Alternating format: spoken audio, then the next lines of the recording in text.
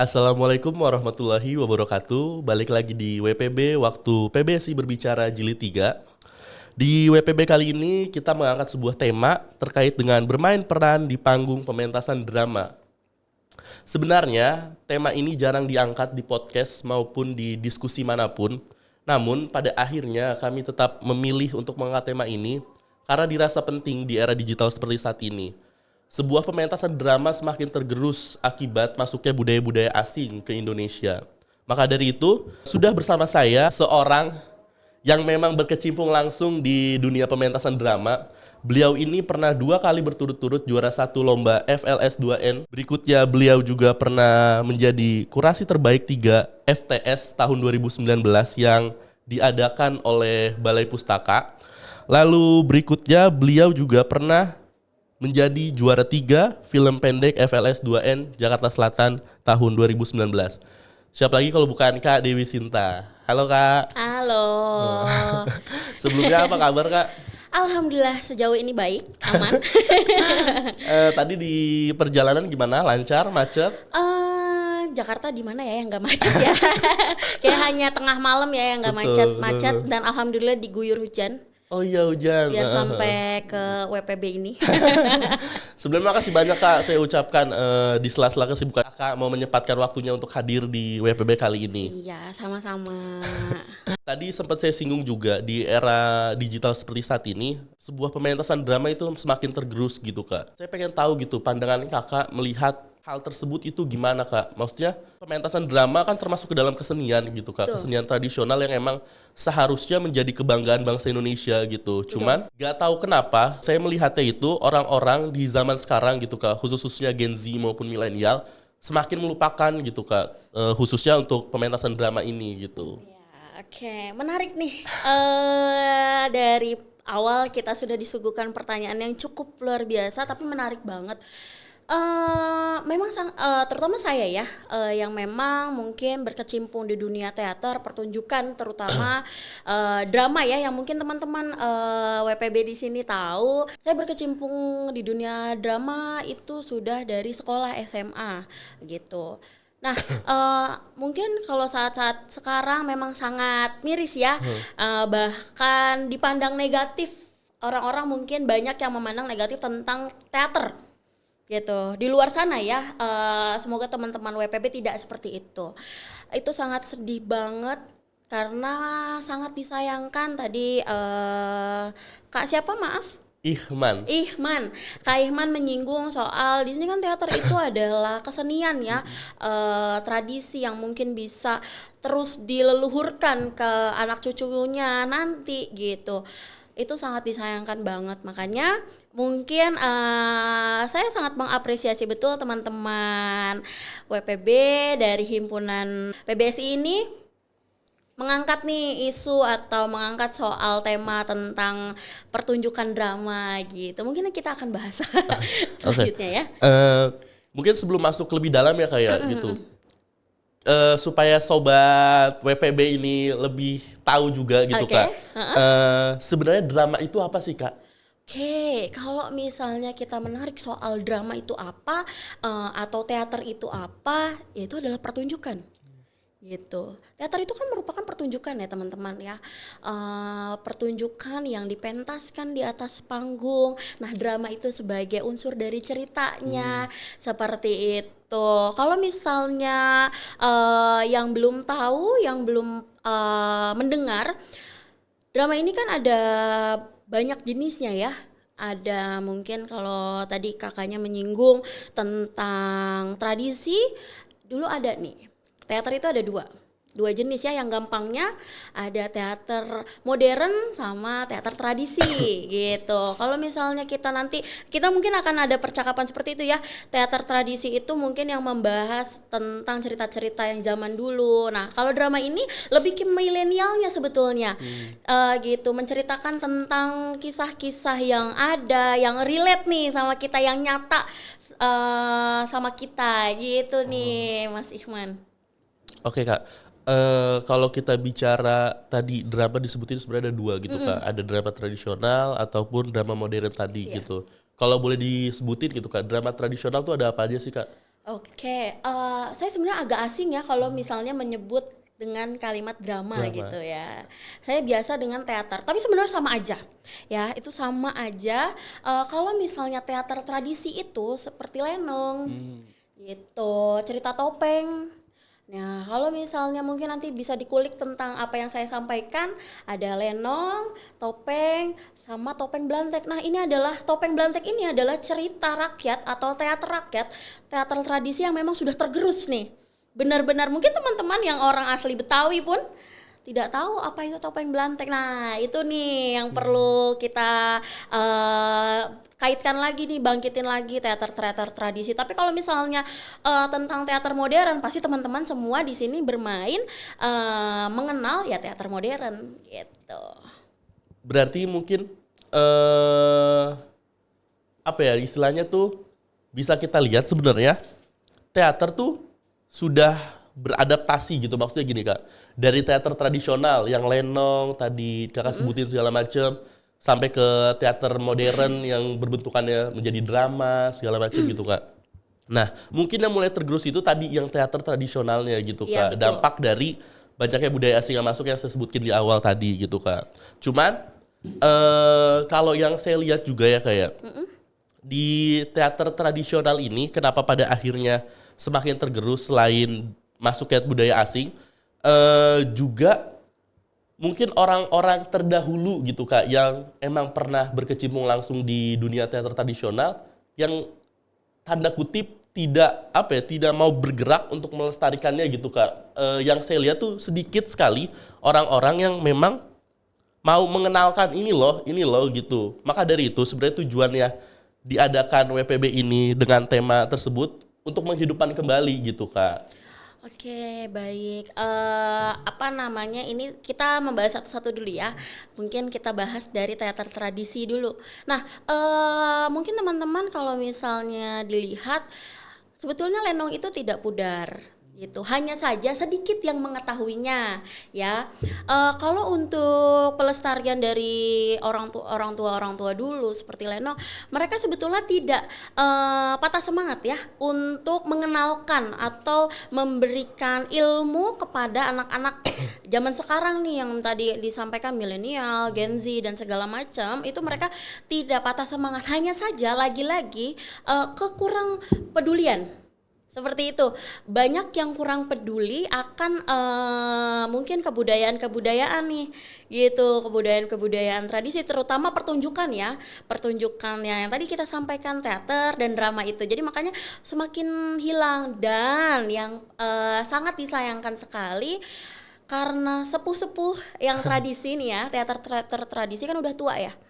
Pasti udah tua dan ada yang mungkin sudah wafat seperti itu. Jadi sebelum menyampaikan mereka sudah mendahuluinya kan gitu. Jadi kita tidak bisa mengenal seperti itu. Maka dari itu ini saya kasih pesan di awal, coba dikulik lagi tentang teater-teater tradisi atau drama-drama yang tradisional seperti itu. Gitu sih, Man. Oke. Saya mau balik lagi nih Kak ke drama modern, teater Yap. modern gitu Kak. Karena kebetulan saya pribadi sedang menjalankan gitu Kak. Oke. Sebentar lagi tanggal 27 Juli nanti angkatan PBSI bakal tampil gitu Kak, menampilkan sebuah drama gitu. Nah, sekalian belajar aja gitu Kak sama Kakak yang emang sudah berpengalaman gitu. Saya pengen tahu aja gini Kak. Yang saya dengar-dengar gosip-gosipnya orang-orang kesenian, orang-orang drama tuh keras-keras gitu Kak. Maksudnya ya emang sekeras itu cara menempatnya segala macam. Bener nggak sih Kak selama Kakak berkecimpung? Oke, kalau misalnya ini soal keras atau tidak dalam menjalani dunia teater atau drama ya, pertunjukan, karena kan terlebih teman-teman PBSI ya nanti akan pertunjukan drama. Kalau dibilang keras pasti keras, karena dari mulai kita penggarapannya, latihannya, prosesnya sampai nanti akhirnya kita pertunjukan itu pasti keras. Proses ya, kita membicarakan soal proses itu pasti keras. Makanya dibilang orang-orang teater sekuat baja ya, mentalnya kuat-kuat ya, mentalnya keren-keren. Ya karena memang proses dari latihan itu yang cukup makan banyak waktu, cukup menguras mental, emosi dan segala macam gitu, Man. gitu. Terlebih kan mungkin teman-teman PBSI akan belajar ya tentang apa sih drama, ada apa aja sih sebenarnya di pertunjukan drama, apa sih yang kita perlukan gitu. Ya nggak sih Man? Jadi kan dari situ kita ya otomatis harus berpikir gitu, dan berpikir dan berlatih, baru nanti kita menghasilkan pertunjukan yang bagus. Ya nggak sih? Iya. Nah, yang saya bingungin juga ya kayak selama saya kan udah mulai latihan gitu Kak. Yap. Terkadang yang saya bingungin tuh mungkin ini saya sebagai orang awam dan mewakili teman-teman yang nonton gitu sebagai orang awam. Kadang-kadang tuh saya ya ini basic lah ketika kita sedang berdrama dengan teman kita ada ketawanya. Karena ya masih awal gitu nggak bisa untuk fokus berdrama gitu. Nah, yang mau saya tanyain gitu ya kayak gimana caranya kita nih sebagai orang awam ketika sedang memerankan sesuatu, kita dapat memerankan tokoh gitu Kak. Kita dapat seolah-olah benar-benar menjadi tokoh itu gitu Kak. Karena jujur aja ketika contoh, misal saya memerankan sebuah tokoh nih Kak.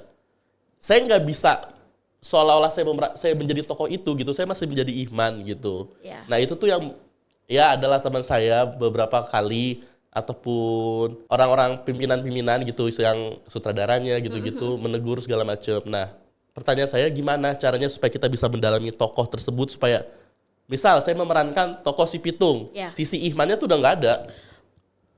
Gimana itu Kak? Oke, ini kita membahas soal teknik. Nah, di dunia pertunjukan drama tuh ada yang namanya teknik nih, Man.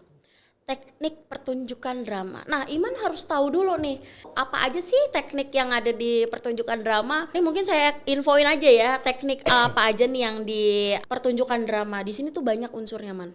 Ada pencahayaan, ada actingnya, ya tentang tokoh nih kalau acting kan.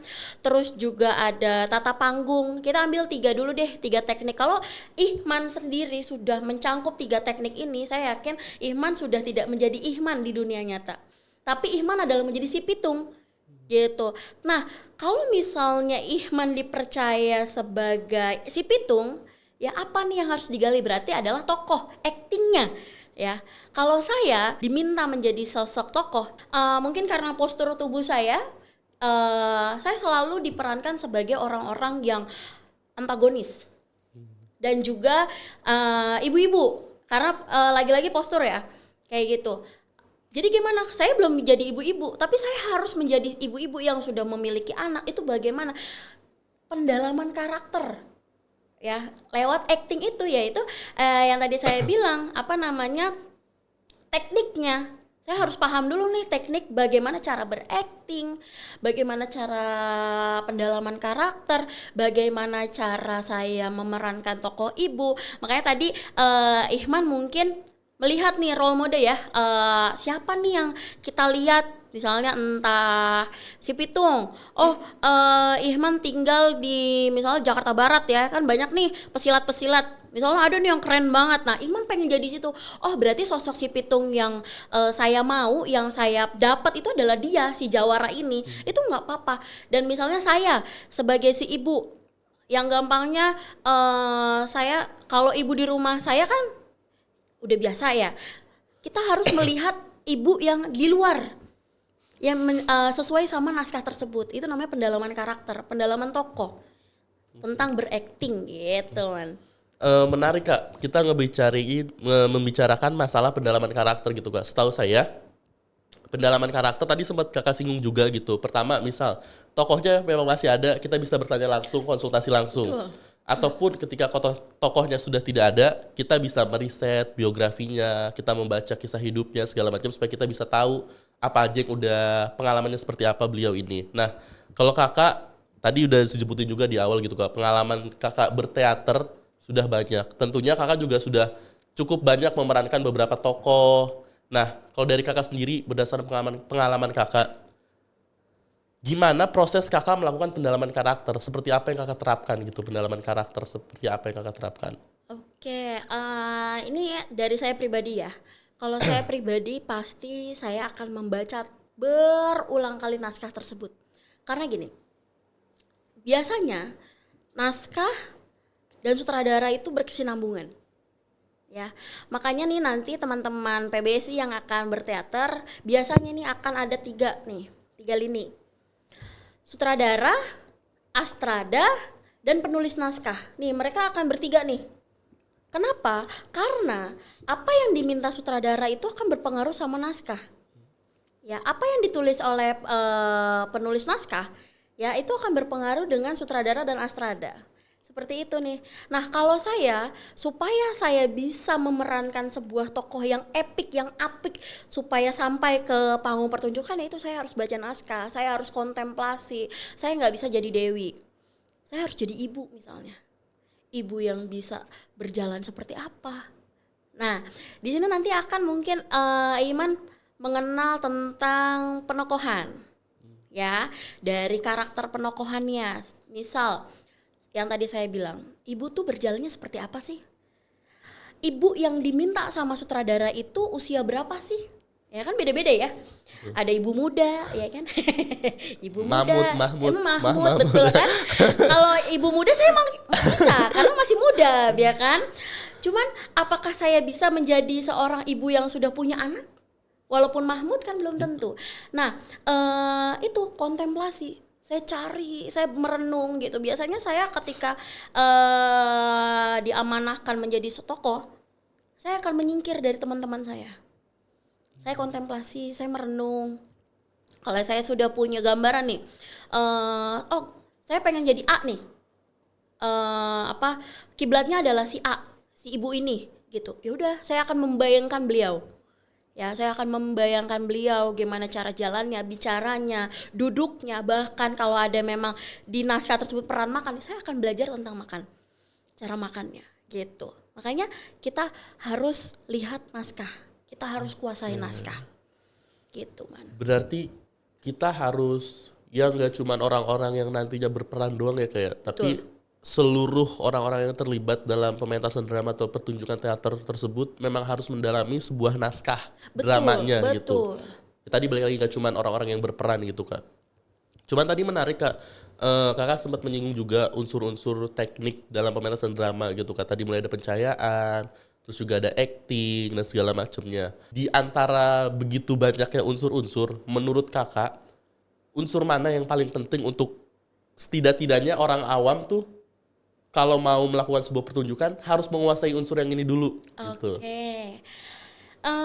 Mungkin ini aku kasih informasi aja ya. Jadi kan dalam pertunjukan drama itu ada 9 unsur nih Man. Ada 9 unsur yang perlu kita ketahui. Yang pertama adalah temanya, terus alurnya, ya. Dari alurnya itu ada tokohnya, terus ada penokohan, ya. Setelah itu ada dialog, ada latarnya, ya. Setelah latarnya terus ada sudut pandang. Ya bukan hanya di novel, ya drama pertunjukan pasti punya sudut pandang karena ada naskah. Terus konfliknya baru amanah. Ada 9 unsur yang penting. Kalau misalnya ditanya orang awam datang mau main teater atau mau kenal dunia teater atau drama, apa dulu nih unsurnya? Harus kenal dia dulu. Ini saya ya, ini dari saya. Mungkin nanti teman-teman yang lebih paham mungkin akan menentang saya atau setuju, itu terserah mereka. Tapi kalau misalnya orang awam, bahkan teman-teman nih ya yang baru mau masuk pertunjukan drama, itu harus kenal dulu nih. Unsur paling awal adalah jalan ceritanya, temanya. Temanya apa sih? Ya ini di dunia pertunjukan drama yang PBSI aja lah ya, nggak usah teater yang di luar. Kalau teater yang di luar kita tidak bisa gampang masuk. Ini sorry agak lompat. Kalau di dunia teater di luar atau di drama-drama yang di luar, kita tidak bisa gampang masuk. Saya bisa nih jadi tokoh A, misalnya gitu. Pasti kan ada casting dulu ya, ada tahapannya. Bahkan kita mau jadi pengarah lampu aja atau megang kabel aja pasti ada tahapannya. Jadi tidak segampang itu. Ada ibaratnya kalau misalnya kita mau jadi guru ada micro teachingnya dulu. Pengenalan dulu, seperti itu Man. Nah tapi kalau buat anak-anak PBSI, kalau misalnya mau tahu nih atau unsur mana aja sih yang paling gampang adalah kenalin dulu temanya. Kalau teman-teman udah kenal temanya, pasti teman-teman akan paham tujuannya kemana, gitu Man. Oke, tadi kita harus paham dulu temanya gitu. Betul. Kak. Cuman, ini balik lagi keresahan saya selama saya menjalankan proses latihan drama ini gitu Kak. terkadang tadi saya mau ngaitin ke unsur dialog tadi gitu Kak. Oke. Terkadang gini Kak, berdialog kan pasti antara dua individu gitu Kak, Iya. berdialog. Ketika saya udah serius nih, ini keresahan saya Kak, Gak saya apa-apa, mau diluapkan curhat aja. ya. Ketika saya udah serius nih, saya sudah memerankan tokoh yang saya perankan dengan serius mendalami, tiba-tiba partner saya atau orang dialog saya ketawa. Kan itu Oke. kayak ih kok gini sih gitu Oh, Kak. iya. Nah, maksudnya kan itu kan faktor eksternal yang di luar dari diri kita gitu Kak. Pertanyaan saya gimana tuh cara kita mengontrol itu? Oke, mungkin ini sebenarnya tidak bisa disalahkan ya. Namanya kita kan sebagai teman ya, yang biasa ngobrol biasa ceplas-ceplos, tapi tiba-tiba kita ngobrol harus sesuai naskah, gitu bener gak sih? Dan intonasi harus gini, harus Iya. dimain-mainin. Nah, kalau saya gini, saya harus ambil dia. Saya benar-benar kita harus kontemplasi berdua nih. Itu kalau saya ya sama lawan main. Kita ini mohon maaf, kayak kita mau kemana arahnya? Gitu. Misalnya ibu dan ayah. Tapi di belakang layar kita teman atau musuh sebenarnya, tapi kita nggak bisa di atas panggung sebagai musuh karena kita adalah ibu dan ayah. Yang notabene mungkin suami istri gitu. Itu kan susah ya. Ya kalau dari saya adalah kontemplasi berdua gitu, terutama untuk misalnya tokoh-tokoh yang berpasangan ya gitu, ataupun kalau misalnya di PBS ini kan pasti ada tokoh pasangannya, terus ada grouping yang bareng-bareng gitu kan, itu juga harus menyambung chemistry gitu. Kalau saya jadi sutradara nih, misalnya saya jadi sutradara, ya saya akan menyuruh aktris saya ya, tokohnya itu jalan berdua. Itu paling simple. Bangun chemistry tadi. Betul. Bangun chemistry di luar ya. Gitu. Itu saya sih. Oke. Saya juga mau membahas ini Kak. Ketika saya menjalani proses drama ini dan pada akhirnya nanti akan dipentaskan gitu Kak. Ya. Tentu sebuah pementasan tanpa adanya penonton bukan sebuah pementasan dong. Betul. Nah, keresahan atau ketakutan saya, khususnya di era sekarang ini gitu Kak, tadi sempat saya singgung di awal, minat masyarakat terhadap sebuah pementasan drama itu semakin menurun. Nah, keresahan saya itu, gimana kalau ternyata kita nih, angkatan saya sudah latihan fokus, jual tiket segala macem sampai ke hari H pementasan. Ternyata tiketnya tuh nggak ada yang beli gitu Kak. Oke. Nah, pertanyaan saya kayak gini Kak, masihkah relevan gitu sebuah pementasan drama di mata masyarakat gitu Kak? Menurut Kakak gimana? Ini mungkin keresahan setiap angkatan ya di Iya. dunia PBSI ya, maksudnya di Takut nggak PBSI laku. ya. Pasti misalnya keresahannya sama, tapi percaya deh, sebanyak-banyaknya warga FKIP pasti dia akan kepo, apa sih teater? Walaupun kembali lagi nanti minatnya kayak yang tadi Ihman bilang, minatnya berkurang tentang teater, tapi pasti percaya ada yang bakal penasaran tentang teater. Dulu beberapa teman saya pun khawatirnya sama kayak Ihman, aduh tiketnya udah kejual nih yang lain, tapi kok kelas aku belum, misalnya gitu. Tapi percaya FKIP itu kan banyak ya warganya, gimana caranya membuat mereka penasaran? Marketing. Ya, kalau saya pakai marketing, sistem marketing. Ya, karena ini kamu kan bertanya soal penjualan tiket ya, supaya bagaimana relevan atau enggak nih nanti kalau misalnya kita udah latihan tapi penontonnya enggak ada. Percaya pasti masih relevan kok.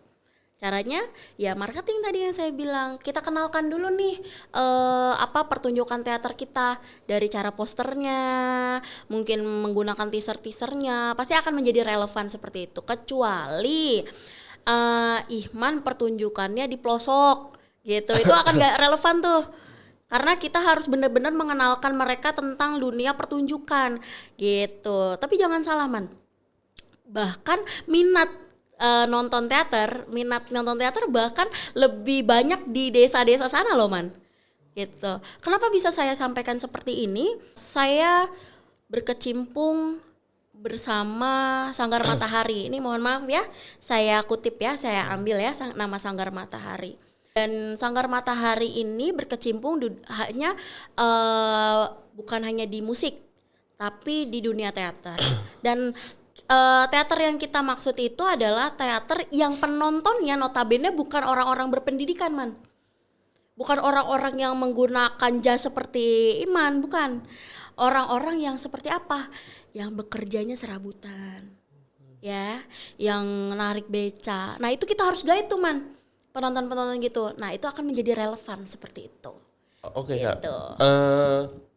Kalau yang saya raguin gitu Kak, saya yakin kalau masyarakat FKIP khususnya PBSI gitu, pasti bakal nonton gitu. Yang menjadi concern saya, gimana caranya sebuah pementasan drama itu relevan di masyarakat umum gitu Kak. Dan tadi Kakak sempat nyinggung juga, justru banyak loh penonton-penonton di desa-desa gitu Kak.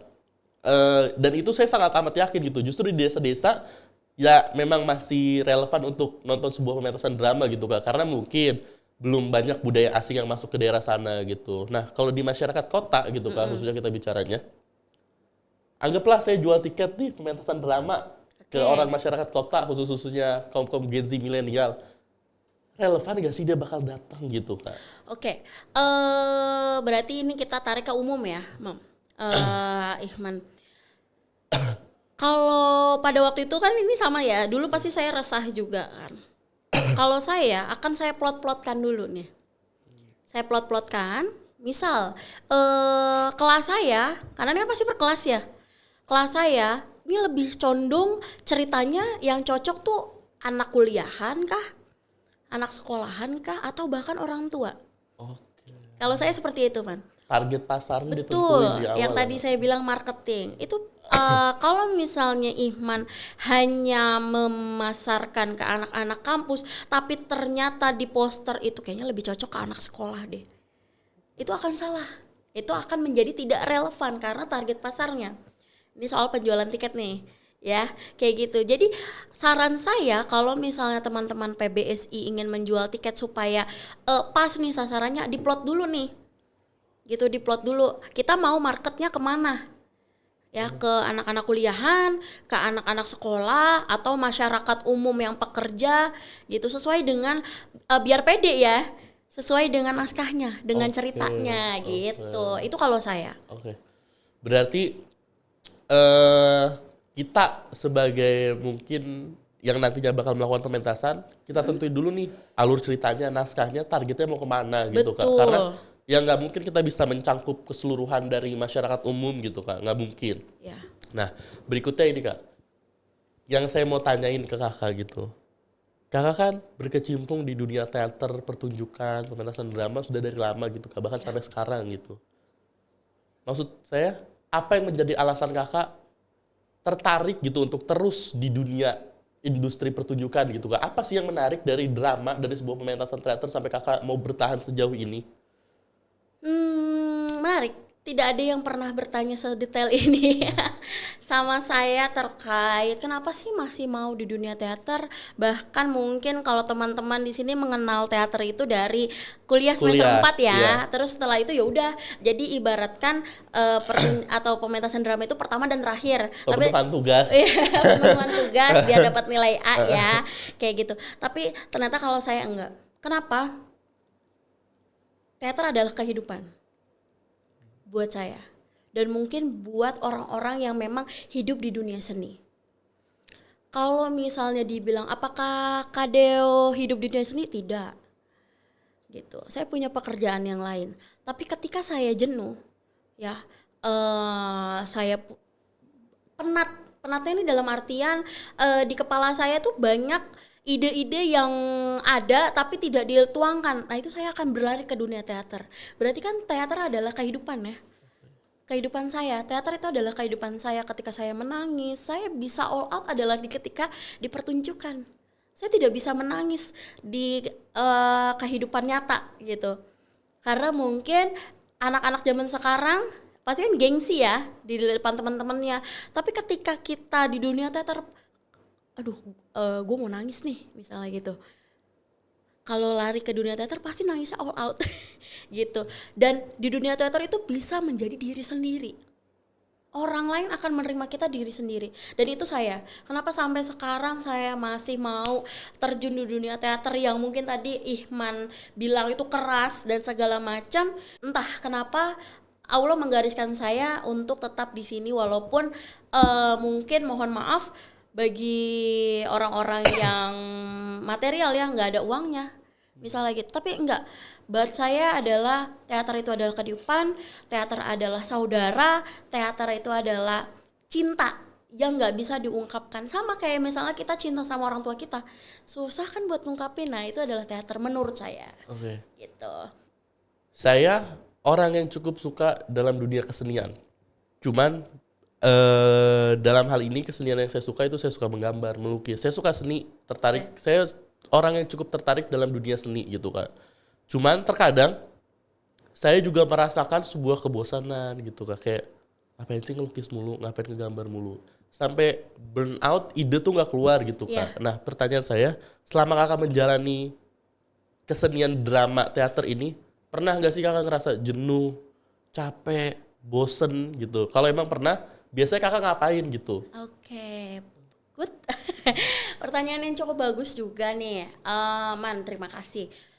Kalau saya bilang jenuh pasti jenuh ya. Maka dari itu saya coba semua unsur yang ada di drama.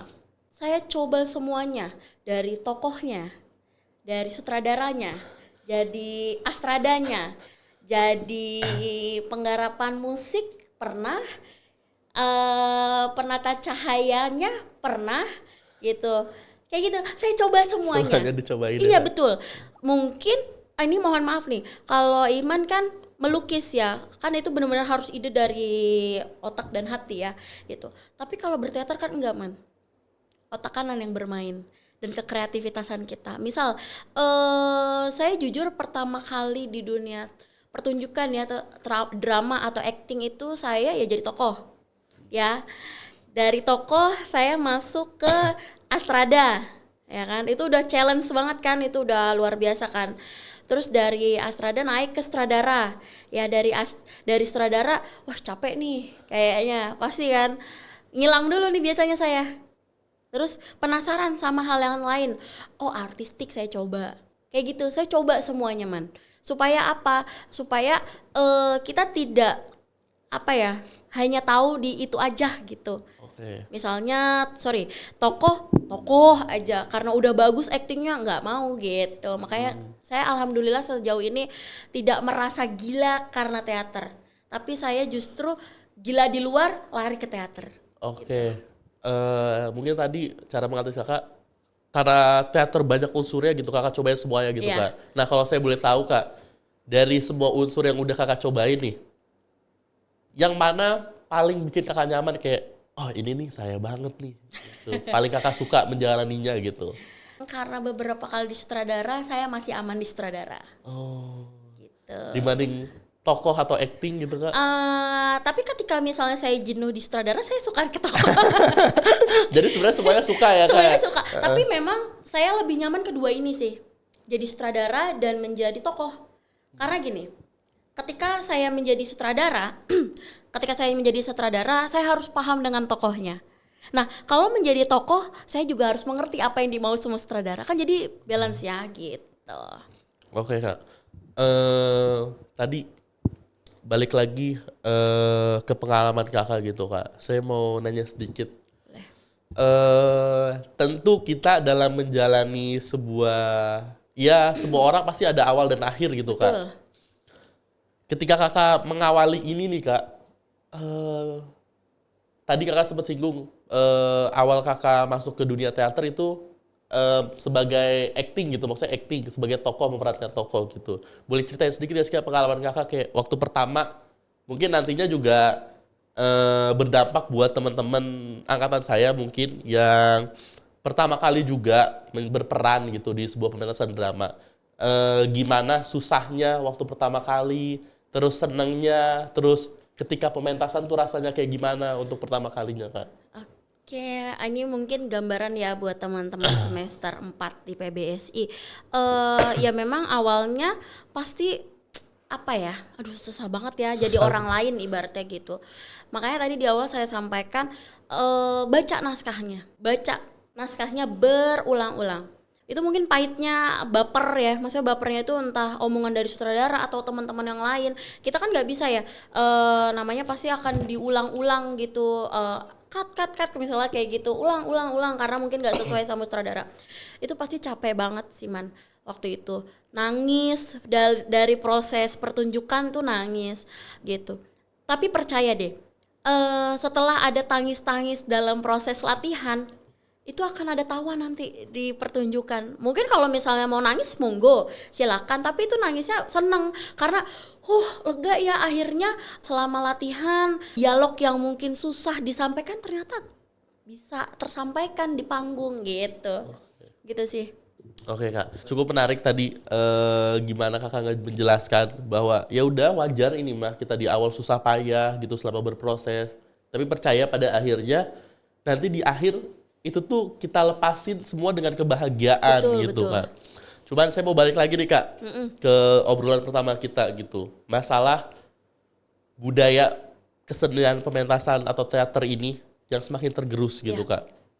Kakak sebagai orang yang berkecimpung langsung dari dulu sampai sekarang, menurut Kakak upaya seperti apa yang harusnya dilakukan sebagai khususnya untuk orang-orang yang memang berkecimpung agar ya teater, drama atau apapun itulah sebutannya yang nggak musnah, nggak luntur, nggak tergerus gitu. Apa sih Kak upaya yang harus dilakukan? Upaya yang harus dilakukan ini kalau misalnya ini saya kasih pendapat untuk dua ya. Yang pertama untuk teater tradisi.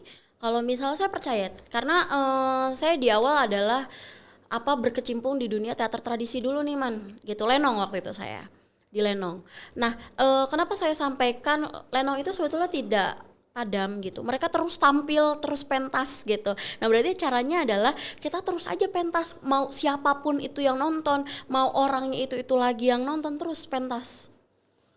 Kita terus siarkan kita pementasan kita walaupun dengan cerita-ceritanya yang harus berbeda gitu. Tapi orangnya ya ini kita. Ini adalah teater tradisi, misalnya entah Lenong atau Topeng Blantek yang tadi saya sampaikan, itu adalah kita. Ini loh teater tradisi ya gitu. Sama dengan halnya teater modern, pertunjukan teater yang di gedung-gedung, ya nggak apa-apa pentas terus. Atau mungkin kalau ini kan masalah dana ya, misalnya kalau di gedung pertunjukan dananya mahal, nggak apa-apa kita pentas di lapangan. Gitu. Yang penting orang melihat kita. Oh ini teater yang kemarin nih, wih pentas lagi. Intinya itu.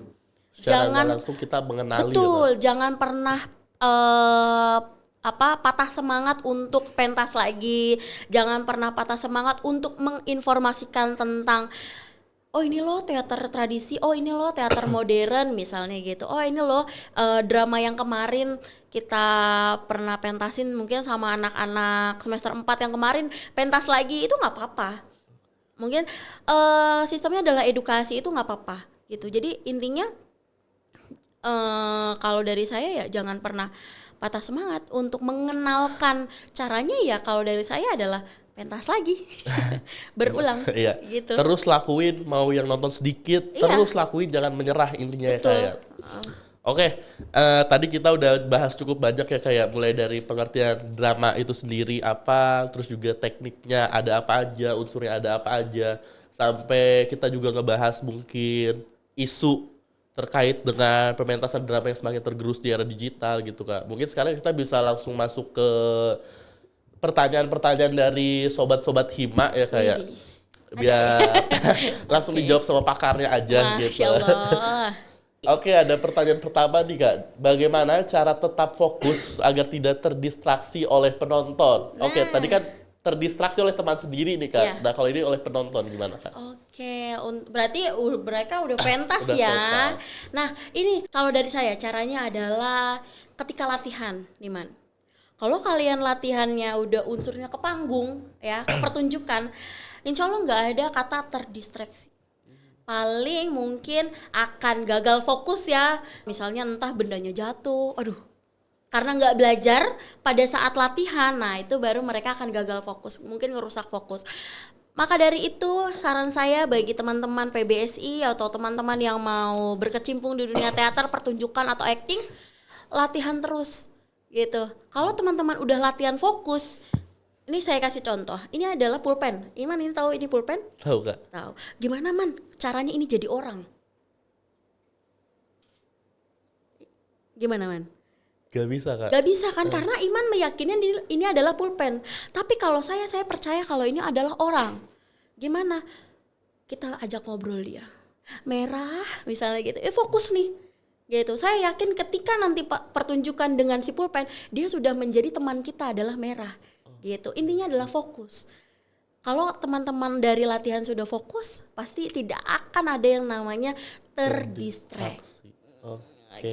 Semoga terjawab yang nanya ini. Oke lanjut. Ada lagi. Ada lagi Kak, masih ada. Pertanyaan kedua nih Kak, gimana caranya mengatasi dan meminimalisir masalah yang terjadi ketika di panggung? Nah ini ya, gampang banget yang tadi nih. Mungkin saya udah singgung misalnya ada barang jatuh di meja. Ternyata itu barang penting. Yang seharusnya buat adegan selanjutnya. Wah, udah bahaya nih kalau misalnya teman-teman tidak punya teknik ya, tidak punya teknik pertunjukan gitu. Bisa nih misalnya pulpen yang harus ini kan ini saya mungkin langsung praktek dengan minim ya. Saya langsung praktekin aja deh. Ini adalah buku, ini adalah pulpen, pulpennya adalah jatuh di lantai. Saya adalah tokoh yang selanjutnya bermain. Bisa caranya gini. Aduh, pulpennya hilang nih, di mana? Kita cari pulpennya. Oh, ada di bawah. Ya udah kita baru lanjut nulis. Masuk ke adegan yang memang seharusnya improvisasi ya Kak. Betul. Pintar, improvisasi. Itu caranya untuk meminimalisir masalah yang terjadi ketika di panggung. Misal, ada lagi ini kan soal benda ya. Misal tiba-tiba temannya di belakang panggung mohon maaf kecelakaan atau misalnya karena nervous pingsan. Dia harusnya masuk dalam adegan. Kita nggak bisa tiba-tiba ngegantiin orang kecuali orang yang sudah ada briefing nanti kamu gantiin si A ya. Tapi kan jarang ya karena bukan pemain bola. Iya. Ya kan? Kalau pemain bola enak bisa ada langsung ganti. Kalau pemain teater nggak bisa langsung ganti. Itu gimana caranya? Lawan mainnya yang harus berperan. Improvisasi lagi. Gitu. Misalnya tokonya sentral nih nyariin. Aduh si A kemana nih? Misalnya kayak gitu. Oh, ada lagi yang masuk. Oh iya, si A-nya lagi pergi. Walah, ditungguin. Kan kayak gitu-gitu ya, dialog yang kayak gitu. Improvisasi lagi dengan teknik. Oke, baik. Balik lagi, semoga menjawab pertanyaannya. Lanjut. Ada lagi?